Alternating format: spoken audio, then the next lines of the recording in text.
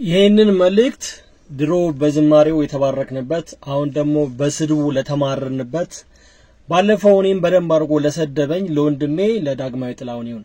ዳግማዊ ጥላሁን በትምህርት ዙሪያ ላይ ምንም አይነት ነገር ስታስተምርም ኦር ስታወራ ሰምቼ አላቅም። ስለዚህ አሁን እኔ በፈለከው ርዕስ ላይ የውይይት ጥሪ ያቀርብልሃለሁ። የውይይቱን ጥሪ የምትቀበለኝ ከሆነ ታሳውቀኛለህ። እስኪ ከስድብ ወጣ ብለን ደግሞ መንፈሳዊ ነገራችንን የምንለካበት ጊዜ ይኖራል ብዬ አስባለሁኝ። እርግጠኛ ነኝ እሺ እንደምትል እጠብቅሃለሁ። ቴንኪው። ሰይጣንና መላእክቱ እንደዚህ የሆኑት ተወስኖባቸው እንደሆነ ያውቃሉ። ሁላችሁም ሰላም ክርስቶስ ከኔም ከናንተም ጋር ይሁን። ይሄንን ቪዲዮ ሁላችሁም ኮፒ ሊንክ ሪፖስት ሼር ማድረግ እንዳትረሱ። አካውንታችን ትንሽ ስለተመታ ያው እዚህ ቲክቶክ ላይ የምታውቋቸው እና ማንሻሎም ሌሎችም ደግሞ የካልቪኒስቶች አሉ እንደምታውቁት ሪፎርም ቲዮሎጂን የሚቀበሉ ወይስ ሚኒስተር ኮንፌሽን ኦፍ ፌዝ የሚል የእምነት መግለጫ አላቸው። ኦኬ እምነታቸውን ያስቀምጡበት። እዛ ላይ ሄዳችሁ ስትመለከቱ ቻፕተር 3 ላይ ጋድስ ኢተርናል ዲክሪስ ወይም ደግሞ በአማርኛው ስለ እግዚአብሔር ዘላለማዊ ድንጋጌ የሚል አለ። ምዕራፍ 3 ላይ ምዕራፍ 3 ቁጥር 3 ላይ ሄዳችሁ ስትመለከቱ በደንብ አድምጡኝ። እንዲህ የሚል ቃል አለ። በእግዚአብሔር ድንጋጌ ለክብሩ መገለጫ አንዳንድ ሰዎችና መላእክት ለዘላለም ሕይወት ሌሎች ለዘላለም ሞት አስቀድመው በእግዚአብሔር ተወስነዋል። አንዳንድ ሰዎችና መላእክት ለምን ለዘላለም ሕይወት ተወስነዋል? አንዳንድ ሰዎችና መላእክት ደግሞ ለዘላለም ሞት ተወስነዋል። ስለዚህ ሰይጣንስ ምን አጠፋ? ለምን ከወደቁት ውስጥ ነው። ኦኬ እግዚአብሔር ቀድሞ ወስኖበት ከሆነ ሳጥናኤል ላይ ወይ ደግሞ ሌሎች አብሮት ከወደቁት የወደቁት መላእክት እግዚአብሔር ቀድሞ ወስኖባቸው ከሆነ ጥፋታቸው ምንድነው? ስለምንስ ነው የሚጠየቁት? እግዚአብሔር ነው ቀድሞ ይወስነባቸው።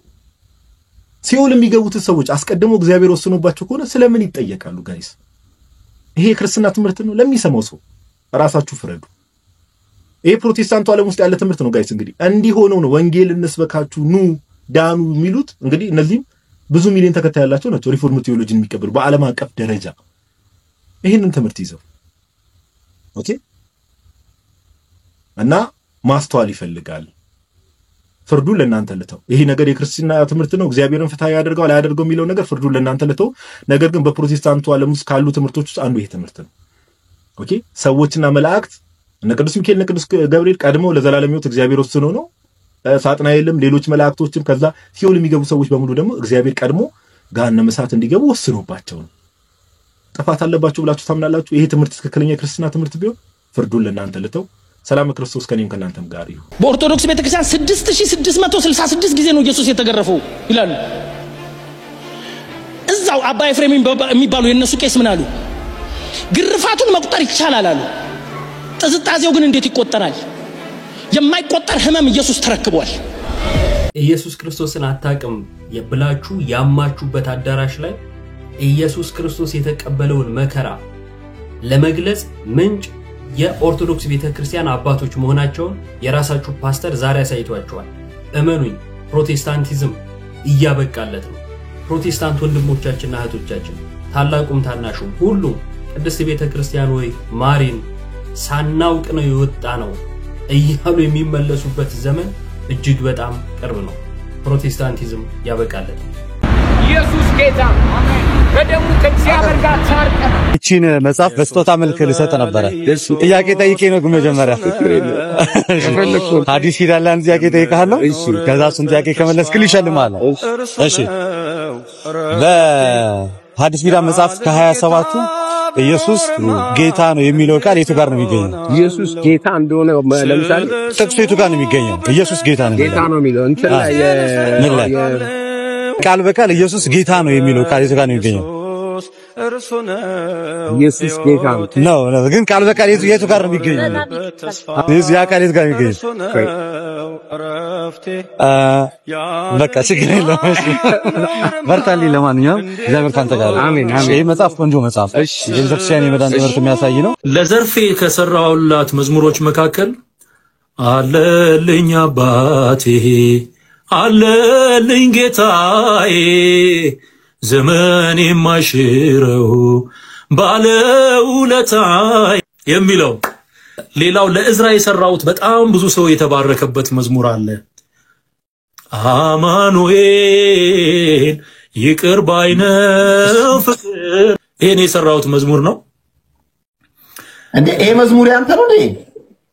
አዎ እኔ ነኝ የሰራውለትና በጣም የተዋጣለት መዝሙር ነው። በጣም ያሉ ለምርቴ በአምባ ፈረስ ላይ በጣም ነው የምወደው። በአምባ ፈረስ ላይ ሆነ አዋቂ ቤተሰቦች ይሄንን ቪዲዮ እንግዲህ ሼር፣ ኮፒ ሊንክ፣ ሪፖስት ማድረግ ይጠበቅባችኋል። ምክንያቱም የጠላት ቀጠናን ትንሽ ያንቀጠቀጣልና ሊያስኮርፍ ስለሚችል ሼር፣ ኮፒ ሊንክ አድርጉልኝ፣ ሪፖስት አድርጉት ይሄን ቪዲዮ። እንግዲህ ትዝታው እንደነገራችሁ ይሄን ሁሉ ያወራው ነገር ምንም ሐሰት የለውም፣ እውነት ነው። እኛ ቤት በነበረ ጊዜ የሰራችውን ቪዲዮዎች ለሚስተር ኤክስ እየነገረው ነበርና ያኛው ደግሞ ሰምቶት እንደማያውቀው ምናምን ነገር ሪአክት ምናምን ሲያደርግ አይታችሁታል አይደል? የሆነ ተሰክታለች ምናምን በቃ ይመጫ ይገረማል ምናምንና የምር አይራባችሁ፣ እግዚአብሔር ከራብ ይሰውራችሁ። እና ምንድነው ዋናው ፖይንቴ ትዝታው ሆይ እዚህኛ ጋር በነበርክ ጊዜ በአንድ ሳምንት ውስጥ 12 አልበም የመስራት የመንፈስ ቅዱስ መጎብኘት ነበረ። አሁን ድረስ እንኳን የሚገርመው ነገር በቤተ ክርስቲያን አንተን መዝሙር እንኳን ተወግዘን ተከልክለን ምዕመናን እቤታቸው ከፍቶ እንኳን ያዳምጣሉ። ምክንያቱም እኛ ጋር በነበርክ ጊዜ ስንኞች ጉልበት ነበራቸው፣ ዜማዎች አቅም ነበራቸው። የምትገርም ዘማሪያችን አገልጋያችን አልመለስም ብላ አውርታል። ብትመለስና ዳግም አንተን በትንሹ ስክሪን በዩቲዩብ ላይ ከምናይ ይልቅ ያንተ ትመጣለህ ሲባል ቤተክርስቲያኑ የሚያጨናንቀው ምዕመን ግጥም ብሎ ተመልሰህ ተጸጽተህ ዳግም መድረኩ ላይ ብናይ ደስታችን ነው። ግን እንደተናገርከው ያደቆነ ሰይጣን እንደሚባለው የምትመለስ አይመስልኝም። ጥያቄ አንድ ተዝታው አሁን አንተ ወደ ተሻለ መገለጥ ሄደሃል። መንፈስ ቅዱስ ቀርቦኛል፣ ያለማወቄ ወራት አልፋል ብለናል። የምር አንተን መንፈስ ቅዱስ እየመራ ከሆነ ተዝታው ለምንድነው ጴንጤዎች ሊዘምሩት የሚችሉት በ10 ዓመታት ውስጥ አንድ እንኳን ቫይራል የወጣ መዝሙር የለ? እንደነ መስፍን ጉቱ እንደነ ተከስተ እነዚህ እንግዲህ በጣም በፕሮቴስታንት በጴንጤ አማኞች ዘንድ መዝሙራቸው በጣም የተወደደላቸው አንድ መዝሙር ሲዘምሩ ቫይራል የሚወጣላቸው ሰዎች ናቸው። አንተ በ10 ዓመት ውስጥ አንድ መዝሙር አዳራሽ ውስጥ ሊያስመልክ የሚችል መዝሙር የለ። እንኳን መዝሙርህን ሊዘምሩ ሲሰሙ እንኳን ይጸየፈዋል። ምክንያቱም ከስድብ ውጪ ምንም የምታውቀው ነገር የለም። የድሮቹ ጴንጤዎች ቢኖሩ አንተን አይቀበሉም። ምክንያቱም አንተ ምላስ ውስጥ አፍህ ሞቶብሃል። ስድብ ነው የምታውቀው። የቃል ኪዳኑን ታቦት ትሳደባለህ፣ ቁርባን ትሳደባለህ፣ ጥምቀት ትሳደባለህ። ምንም ኢየሱስንና ወንጌልን አያሳይ። አሁን አንተ ላይ እንኳን ኦርቶዶክሱ ጴንጤው አንተ ውስጥ ኢየሱስን አያየው። ትዝታው ሳሙኤል ሲባል እኛ ቤት እያለ በደጋግ ዝማሬዎች በጥሩ ዝማሬዎች ነው የምናውቅ። አሁን ጴንጤ ጋር ስትሄድ ትዝታው ሳሙኤል ሲባል ተሳዳቢ፣ ነውረኛ፣ ባለጌ ነህ። በዚህ ልክ የምታወቀው አሁን 12 ዝማሬ ዘምራል ዩቲዩብ ቻናል ላይ አንድ ወር ይሞላል። አሁን አልበም ከለቀቅ ማለት ነው። በአንድ ወር ውስጥ 135,000 ሰው ነው የሚከተል።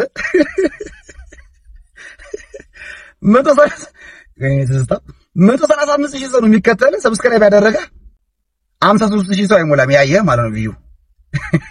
ግባና የነ ዳግማዊ ደርቤን እነ ቴዲ ዮሴፍን የነ ምርትነሽን ተመልከት። በአጠቃላይ የነውር ምሳሌ ሆናል፣ የባለጌ ምሳሌ ሆናል። በዚህ ልክ ልትወርድ አይገባም። በቃ አንተ ከዚህ ቤተክርስቲያን ጋር ተፋታ። ለምንድነው ወንጌልን ማሰብከው? ሁልጊዜ በቁጣ ተሞልተ መልክ እየተቀያየረ በዚህ ልክ እየተበሳጨ ለምን ትኖራለህ? ለምን አንተ ያመንክበትን የተረዳህበትን ብቻ ወንጌል ለምን አሰብክም? ምንድነው ከኦርቶዶክስ ራስ ላይ የማትወርደው? አሁን ማየ ልብ ይናፍቃታል ማለት ነው። እባብን ግደል ከነበትሩ ገደል ይባላል። ከጠላ ጠላ ለምን ስም ታነሳለህ? አንተ ግን ሁልጊዜ ድርሳናት ላይ፣ ገድላት ላይ፣ ጥምቀት ላይ፣ ቁርባን ላይ ምንህም ኢየሱስ ክርስቶስን እስካለ መምሰል ድረስ ደርሰሃል። አስጀምረኛል ደግሞ ማስፈስም የማልጠቅም ባሪያ እኔ ደካማ የምናገረውን እንዳሳይ በስራ ቀደም መንገዴ ጨለማዬን አብራ ስራኝ እንደ ቃል አኖረኝ ስራኝ እንደ ቃል አኖረኝ ከምርቶች ማር እንዳንዱ አድርገኝ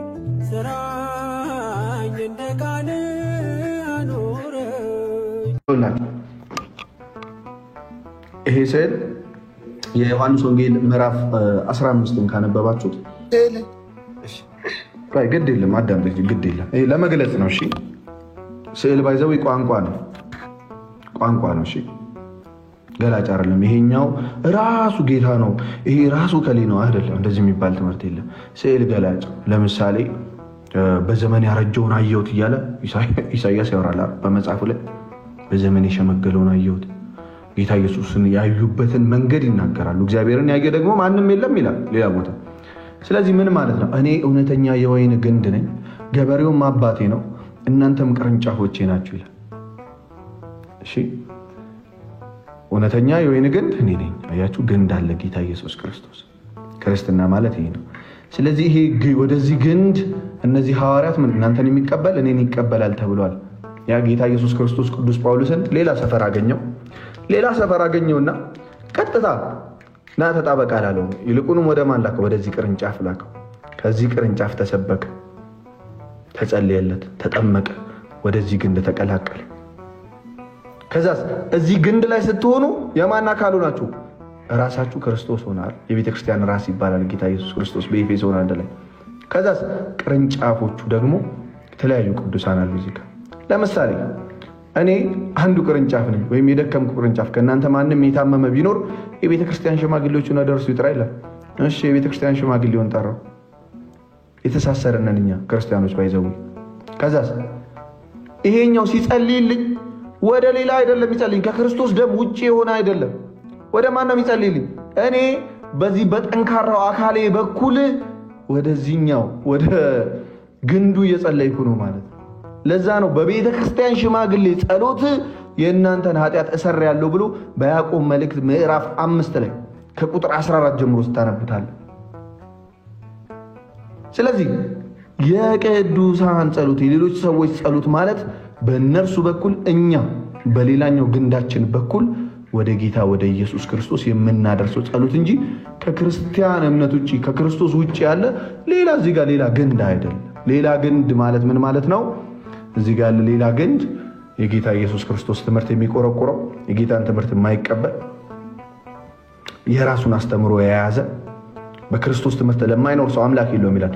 አንድ ሰው ኢየሱስን እቀበላለሁ እያለ ግን ትምህርቱን የማይቀበል ከሆነ ያ ከነዚህ ከቅርንጫፉ የሚመጣለትን ትምህርት የማይቀበል ከሆነ ለራሱ ያለ ስልጣን ግንድን ደግሞ የሚመሰረት ከሆነ እሱ ሰውዬ ሌላ እዚህ ጋር ሌላ ግንድ ይሆናል። ስለዚህ በዚህ በኢየሱስ ክርስቶስ ማመን አለብን። በየትኛው የቅዱሳን ራስ በሆነው ቅዱሳን ደግሞ የሱ ቅርንጫፎች በሆኑት ዮሐንስ ወንጌል ምዕራፍ 15 ላይ እንዳለው ማለት ነው። በዚህ በኢየሱስ ክርስቶስ በእውነተኛው ግንድ የሚያምን ሰው ምን ይላል? ይድናል። በእውነተኛው ግንድ ግን የማያምን ሰው ኤርሚ ግን ይሄን ስዕል አይደለም። በዚህ ስዕል ትሰግዳለህ ኤርሚ? የኛው ስዕል አሁን ላሳየኝ ስዕል ላሳየው ስዕል አክቹዋሊ ስዕሎች ገላጭ ናቸው። ግን ምን ችግር አለ? ትሰግዳለህ? ችግር የለውም ሰግዳው። ለዚህ ለአሁኑ ስዕል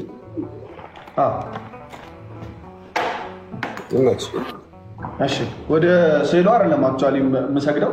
ለምሳሌ ኢየሱስ የሚል ስም አስቀምጠ ኢየሱስ ወደሚለው ስም ብትሰግድ ችግር አለ? አይ መጽሐፍ እግዚአብሔር መንፈስ ነው። ላምብ አንብብ አንተ ደስ ይለኛል እግዚአብሔር። አይ ያው አንብብ ይመችል ምን እኔ ግን እንቀጥላታለን። ከዛ በኋላ ለተጠየቀው ጥያቄ የጠየቀው ጥያቄ የለም አክቹዋሊ ማለት መጽሐፋችን ላይ የሌለ የማንለው ነው ያወራው እና ለቧልት ደግሞ ጥያቄ አይጠይቅ። አንድ መጽሐፍ ቅዱስ ጥቅስ እስካሁን ያልሰማሁኝ መጽሐፍ ቅዱስ ጥቅስ አንድ አልሰማሁኝ ከወንድማችን ዳጊ የተወደደ ወንድማችን ነው ዳጊ ግን ያወራው በሙሉ ተረት ነው። እኔ መጽሐፍ ቅዱሳዊ የሆነ ጥያቄ ይጠይቀን ወይንም ደግሞ ቤተክርስቲያናችን የምትለውን ከጠየቀን እንመልሳለን። ከዛ በተረፈ ግን የማንለውን ተጠየቀን መልስ አንሰጥም። እና መጀመሪያ ልግባና ቀሲስዬ በጣም ይቅርታ ቀሲስዬ ዳጊ ምንድነው እያለ ያለው? በኦርቶዶክስ ቤተ እምነት ውስጥ ሁለት አይነት ነገረ ድነት ትምህርቶች አሉ። አንደኛው አጠር አድርጌ አንደኛው ዳጊ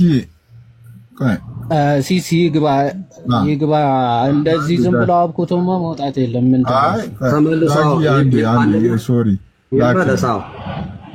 ይመለስ እና የተጠየቀውን ጥያቄ እኛ አድሬስ ማድረግ እንችላለን። በነገራችን ላይ አንዳንድ ጥቅሶች ቅድም ሐናም ስትጠየቅ ነበር። ጨርስ። ለማንኛውም ጨርስ። አንዴ ታብታብ አድርጉ። ጨርስ። አንዴ ቆይ ዳጊ። እሺ ዳጊ ቴንክ ዩ ዳጊ። መጥቶ አለ ከታች ሞዴሬተር ሳቡን ዳጊ ቆይ ላስቀምጠው። ካስወረድከኝ አንተ ብቻ አስወርድ። ዳጊ አውርዶክ ነው። ኢትስ ኦኬ። በጣም ሞዴሬተር ነውር ነው። ክርስቶስን እግዚአብሔር ምስክሬን ሰው ከገዝት ላይ ማውረድ ስፔሻል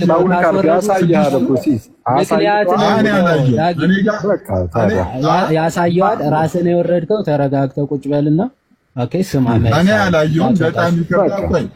ቆይ አንዴ ሐሳቡን ልስጥና በዛ መሰረት የዳጊ ጥያቄ አንድ ጥያቄውን ላቅርበው። እኔ አጠራ አድርጌ የዳጊን ሐሳብ ላስቀምጠው። ዳጊ እያለ ያለው ነገር ኦርቶዶክሳን ሁለት አይነት የነገረ ድነት ትምህርት አላቸው። አንደኛው እናንተ አሁን እዚህ ጋር ስታወሩት የነበረው ነገር አዳምጥ። እንደዚህ በልሽ ደምረው በጻድቃን በሰማዕታት በድንግል ማርያም አማላጅነትና በመላእክታን ተራዳይነት ሰው የዘላለም ሕይወትን ማግኘት ይችላል። በኢትዮጵያ ኦርቶዶክስ ተዋሕዶ ቤተክርስቲያን ሰው የዘላለም ሕይወት የሚያገኘው በኢየሱስ ክርስቶስ በመስቀል ላይ በተሰራ ስራ ብቻ ነው ብራዘር። ከዛ ውጪ ግን በሰማዕታት በጻድቃን በድንግል ማርያም ነው ሰዎች እግዚአብሔር ምሕረት እንዲያደርጉላቸው ይማልዳሉ፣ ይለምናሉ፣ እለት ይለምናሉ። አለቀ። እንደዚህ ነው። ለዓመታት ቤተክርስቲያን ያላለችውን የማታስተምረውን ታስተምራለች ትላለች እያሉ ከእውነተኛው አምድ ነቅለው ወደ አዳራሽ የተወሰዳችሁት በእንዲህ አይነት የሐሰት ትምህርት ቤተክርስቲያን ያላለችው ብቸኛው አዳኝ ጌታችን መድኃኒታችን ኢየሱስ ክርስቶስ ሆኖ ሳለ የኢትዮጵያ ኦርቶዶክስ ተዋሕዶ ቤተክርስቲያን ግን ቅዱሳንን፣ ጻድቃንን፣ ሰማዕታትን፣ መላእክትን ስለምታከብር የዘላለም ሕይወት ያሰጣሉ ብለው እያሰቡ አይምሮ መሸርሸርና በሃይማኖት ጥርጣሬና ኑፋቄ እንዲፈጠር ማድረግ የተበላበት ሞድ ድሮ ያጃጃላችሁት እዚህ ይበቃል። አሁን በወንጌል የነቃ ህዝብ አለ። የዘላለም ሕይወት የሚገኘው በእግዚአብሔር አብ ልጅ በድንግል ማርያም ልጅ በኢየሱስ ክርስቶስ ብቻና ብቻ እንደሆነ ሁሉም ያውቃል። እንኳን እኛ ጻድቃን፣ ሰማዕታት፣ ቅዱሳን የዘላለም ሕይወት ያገኙት በጌታ በኢየሱስ ክርስቶስ ነው። ቤተ ክርስቲያን ትላለች ብሎ ደሜን ለማሸማቀቅና ነጥብ ማስጣል ስለፈለገ ደሜን ምን አለው? ቅዱሳን፣ ጻድቃን፣ ሰማዕታት፣ መላእክት የዘላለም ሕይወት ያሰጣሉ በላለው። ይሄ ማለት ኦርቶዶክስ እንዲህ ትላለች ብሎ ለመናገር ማለት ነው። እናንተ በምትፈለስፉትና በምትናገሩት ትምህርት የሚደናበር ኦርቶዶክሳዊ ባለማተብ አሁን የለም። ለዛም ነው ደሜ ወንድማችን አውቆና ተረድቶ የመጣው። ስለዚህ መለሰልህ። ቅዱሳን፣ ጻድቃን፣ ሰማዕታትና መላእክት እንደየክብራቸውና ጸጋቸው ያማልዳሉ፣ በቃል ኪዳናቸው ያግዙናል እንጂ የዘላለም ሕይወት የሚሰጠው በጌታ በኢየሱስ ክርስቶስ ብቻ እንደሆነ አስረግጦ ነግሮ አንደበትን በወንጌል ዘጋው። ፕሮቴስታንት ወንድሞቻችን አሁንም ስለ ኢትዮጵያ ኦርቶዶክስ ተዋሕዶ ቤተክርስቲያን ትምህርት ማወቅ ከፈለጋችሁ መስማት ያለባችሁ ከቤተክርስቲያን ልጆች እንጂ ከወንጌል አማኞች አይደል። የተጣመመ የተበረዘ ትምህርት ነው የሚነግሯችሁ። ቤተክርስቲያን የማትለው ሊቃውንት ያልተናገሩትን ወንጌል ያላለውን ቅዱሳን፣ ጻድቃን፣ ሰማዕታት፣ መላእክት የዘላለም ሕይወት ያሰጣሉ ብሎ መናገር ነውር ነው። ካንተም የሚጠበቅ አይደለም። የሚፈጥር ነገር ስላለ ኮሜንት ላይ በእንግሊዘኛ የሚጽፍ ሰው እንዳይኖር ከመጀመሪያ አይ ነው አይከፈትም ኮሜንቱ። እኔና አንቺ አውርተን እስከምጨርስ እኛ ቤት የተለመደ ስለሆነ ነው ኮሜንቱን አንከፍተውም እና በነፃነት እነዚህም ቪዲዮዎች ላይ እናያቸው የነበሩት ጉዳዮች ሆኑ አንዳንድ መከፋቶች፣ አንዳንድ ማዘኖች፣ በጣም ደግሞ አልፎ አልፎ ተስፋ መቁረጥ ስሜት ምናምን እንመለከታለን እና ሳምሪ እህታችን ኦርቶዶክስ እህታችን ሆና የቅዱስ ገብርኤል የመልአኩ ወዳጅ ሆና የገብርኤል ልጅ ሆና ምንድን ነው የተፈጠረው የሚለውን ነገር እስቲ ቴክ ዩ ታይም የምትፈልጊውን ያክል ደቂቃ ውሰጂና ንገሪ። ያው ታሪኬ የሚነገር አይደለም ማለት ደህና ታሪክ አይደለም፣ ግን የሚሰማኝ ሰው የመጀመሪያ ጊዜ ስለሆነ ከመጀመሪያው ጀምሬ እናገራለሁኝና ሳምራዊት እባላለሁኝ። ልጄ ያደኩት 4 ኪሎ ነው ያደኩት አያቶቼ ጋር ነው። ግን ያው እስከ 10ዎቹ እድሜ ድረስ የምጠራው በአያቶቼ ስም ስለነበር ያው እናትና አባት እንዳለኝ አላውቅም ነበር እና ያው 4 ኪሎ ፈርሶ ወደ ጀሞ የሚባል ሰፈር መጣ። እዛ ከፍ እያልኩኝ ስመጣ ያው ያደኩት አያቶቼ እንደሆነና እናትና አባት እንዳለኝ ሰማሁኝ ማለት ነው። ከዛ በኋላ ያው በልጅነት አቅሜ የእናት ፍቅር እያቃጠለኝ መልኳን ለማግኘት ለማየት ለአንድ ቀን እየጓጓሁኝ ነበረ እና ያው በሰፈር ሰዎች ምክንያት እና በአንዳንድ ኢንፎርሜሽን ከእናቴ ጋር ተገናኘን ማለት ነው። እናቴን ካወኳት በኋላ ቤተሰቤ ውስጥ ያው ትልቅ ነገር ተፈጠረ ማለት ነው። ቤት ውስጥ መገለል ጀመርኩኝ። ያው ስለ እናቴ መጥፎ ነገር እየተነገረኝ እንዳረቃት ተደረኩኝ ማለት ነው። ከዛ በኋላ የሆነው ምንድነው ክላስ ውስጥ ተማሪ ባለው ሰዓት ምንም አይምሮዬ ሊረጋጋልኝ አልቻለም። በቃ ራሴን ማጥፋት ብቻ ነበር የምፈልገው። ቤት ውስጥ በማየው ነገር ከእናቴ ጋር በድብቅ መገናኘት ጀመርን። ከዛ የሆነ ሰዓት ላይ ጠፋች እሷ ማለት ነው። ሳድግ አያቶቼ ቤተሰብ የለንም ማለት አርቀው ነው ያሳደጉን አግለው ማለት ነው። አንድ ታላቅ እህት አለችኝ። አጎት አክስት ምናምን የሚባል ነገር አናውቅም። በቃ እዛው ነው በድህነት የኖርነው ማለት ነው። አላገናኙንም ከማንም ጋር። እንዳልኩ እናቴ ከተገናኘን በኋላም በዛው ጠፋች። ህይወት እየቀጠለ ያለ አንድ ጓደኛ ያስኩኝ የ10ኛ ክፍል ተማሪ እያለሁ ማለት ነው። እና ምንድነው የተፈጠረው በአጋጣሚ ምንም ሳትታመም ያው አያቴ አረፈች ማለት ነው። እንደዚህ አብረን ቁጭ ብለን አውርተን ነው በደቂቃ ሽንት ቤት ገብቼ እስከወጣ ነው እዛ የተቀመጠችበት ሶፋ ላይ አርፋ የጠበቀችኝ ማለት ነው።